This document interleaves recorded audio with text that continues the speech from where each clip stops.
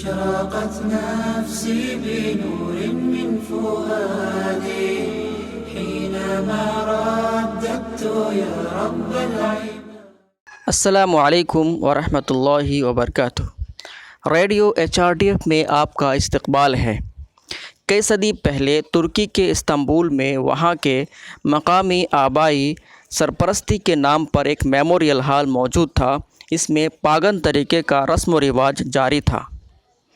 روم سامراجیت کی بالادستی کے بعد جب ترکی میں کیتھولک مذہب کو لوگوں پر جبراً تھوپا گیا تب وہ ایک چرچ میں بدل گیا. پھر بعد میں وہ صلیبی جنگوں کے حربی داؤں پیچ بن گیا. اس طرح جسٹینین اول نے اس کو قلعہ کا شکل دیا. وہاں پر آیا صوفیا حکومت اور فوج کا دفتر بن گیا. اس کے بعد وہ ایک عبادت گاہ میں تبدیل ہو گیا. جنگ، بالادستی اور حکومت سب کے سب پوپ اور روم کے گٹھ جوڑ سے ہونے کی وجہ سے مذہبی، فوجی اور حکومتی سبھی کا دفتر ایک ہی ہونا فطری بات تھی. بعض صلیبی حکومت کی تاج پوشی اسی چرچ میں ہوا کرتی تھی.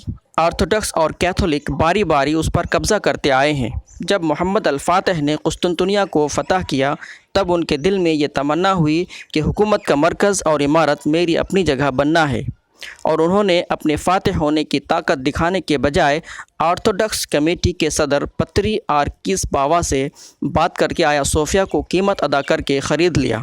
عیسائی پادری یا عیسائی لوگوں میں سے کسی نے بھی اس پر کوئی اعتراض نہیں کیا، کیونکہ محمد الفاتح وہاں پر موجود کسی بھی چرچ کو اپنے اقتدار اور طاقت کو استعمال کر کے مسجد میں تبدیل نہیں کیا تھا. اس کے برعکس اسپین کے مساجد کو چرچ بنایا گیا تھا، جو کہ آج بھی موجود ہے. مسلسل خون خرابے کی صلیبی جنگوں کا سلسلہ کے باوجود مسلمانوں کو کنارہ کرنے میں ناکام ثابت ہوئے تو انہوں نے بڑے پیمانے پر تخریب کاریوں اور سازشوں کا سہارا لینا شروع کیا. خلافت کی جڑیں کاٹنے والا کمال اتاترک جیسے غداروں کو اس مقصد کے لیے استعمال کیا.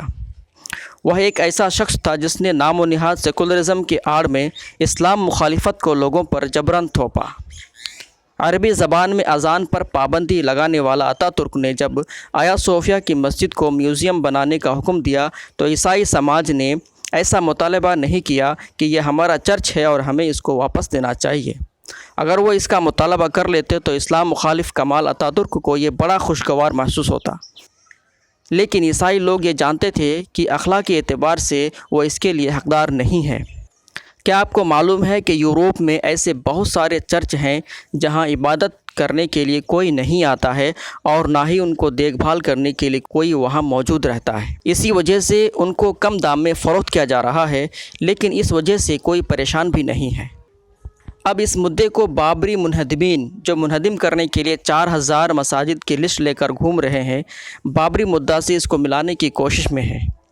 ایک مسجد کے نام پر ہزاروں فرقہ وارانہ فسادات کر کے وہ اقتدار پر قبضہ کیا ہے. فی الحال وہ ناانصافی کی بنیاد پر وہاں مندر کے لیے بنیاد بھی ڈال دی ہے. دنیا کی تاریخ میں سب سے بڑا اس فساد کو آیا صوفیا سے جوڑے جانے پر آخر کیوں آپ سر جھکائے معافی طلب کرتے ہیں؟ یونیسکو کے ورثہ فہرست کی اسٹیٹس کو سامنے دکھا کر امریکہ ہنگامہ کھڑا کر رہا ہے. یروشلم اور مسجد اقصیٰ کے معاملے میں جو بے چین نہیں ہے وہ صرف آیا صوفیا مسجد کے معاملے میں دکھائی دے رہا ہے. یورپ کے مرض کے نام سے مذاق بننے والا ترکی فی الوقت ہر میدان میں اٹھ کھڑے ہونے کی کوشش میں ہے.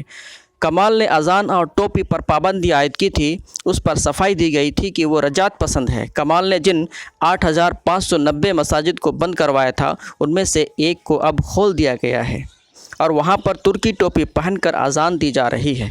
اس میں کچھ بھی خرابی نہیں ہے، بہت اچھا ہوا ہے. ان کو اذان دینے دیں، ہمیں اس سے کیا سروکار. اور اس پر رشیا کچھ یوں کہتا ہے، یہ ترکی کا اندرونی معاملہ ہے، اس میں غیر فطری تو کچھ بھی نہیں ہے. ہمہ وقت اردگان آیا صوفیا میں کسی کا بھی خیر مقدم کرنے کو تیار ہے، خواہ وہ ملکی ہو، غیر ملکی ہو یا کسی بھی دین اور دھرم کو ماننے والا ہو. عزیزوں، ایک اور بات یہ ہے کہ دوسرے ممالک کی طرح ترکی، سعودی اور ایران وغیرہ کو بھی اپنی سیاسی مفاد اور اقتدار کے حرص رہ سکتا ہے. ان لوگوں میں سے کوئی بھی عالم اسلام اور مسلمانوں کے ترجمان تو نہیں ہے، اور یہ بات ہمارے لیے قابل فہم ہے کہ ہمارے ملک اور یہاں کی صورتحال کو نظر انداز کر کے کیا جانے والا سوچ و بچار سے ہمیں بھی کوئی فائدہ نہیں ہے. أشرقت نفسي بنور من فؤادي حينما رددت يا رب العباد.